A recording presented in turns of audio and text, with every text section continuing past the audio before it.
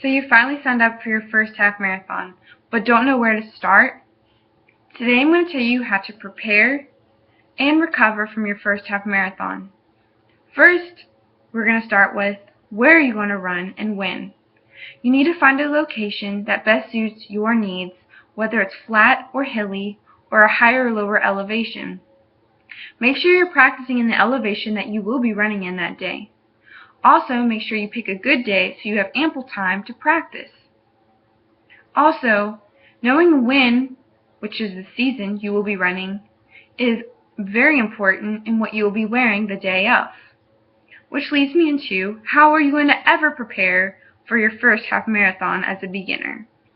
Well, first, you want to make sure that you have a proper running schedule, which gives you time to run your distance and build stamina, but walk on certain days to recover those muscles, but have enough weight training with squats and lunges to enhance the muscles you have now to better prepare you for a long distance run.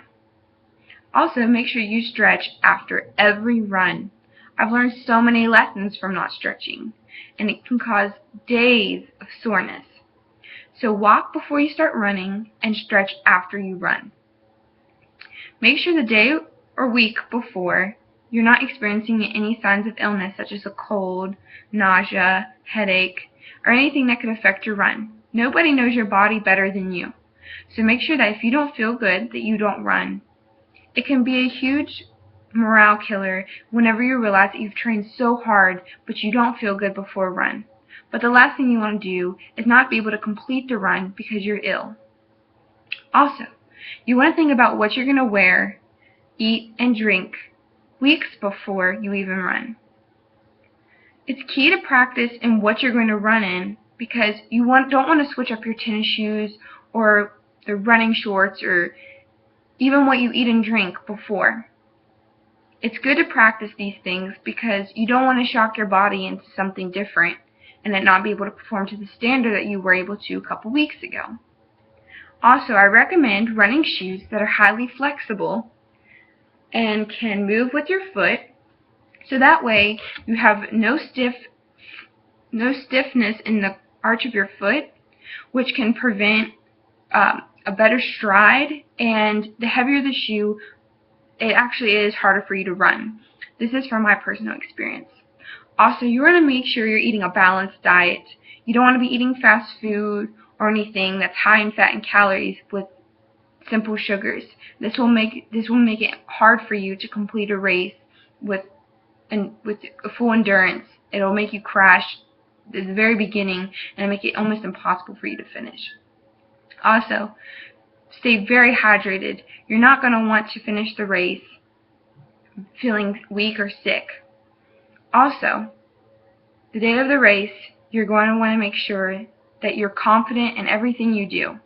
Don't feel that you don't think you can do it because you're struggling. Also, you're going to make sure you're getting a lot of sleep the night before, stretch, and stick with what you were always wearing. Recovery.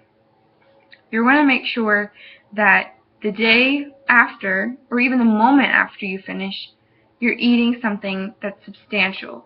Nothing that's going to have simple sugars or something that will break down fast because you don't want your blood sugar to crash. Many runners don't think of this. They think that they can eat candy and fast food. When you can, the calories will burn up faster, but you're also wanting to make sure that you give yourself enough energy to recover from the endurance run you just finished. Also, many runners don't think about hydrating after because they felt like they hydrated the entire time. But you were sweating, so you're going to need to rehydrate. And make sure that no matter how fast or slow you are, you stay humble but remain confident in the training that you have done to lead you to that day.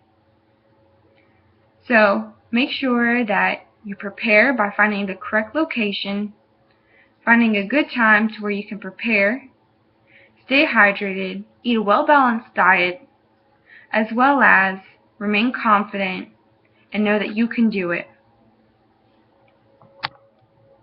So we talked about everything you need to know as far as location, what you need to do to prepare, and how to recover. No matter what, don't forget that you are the only thing that's keeping you from the finish line. Don't let negativity influence you. You can do this. So start running.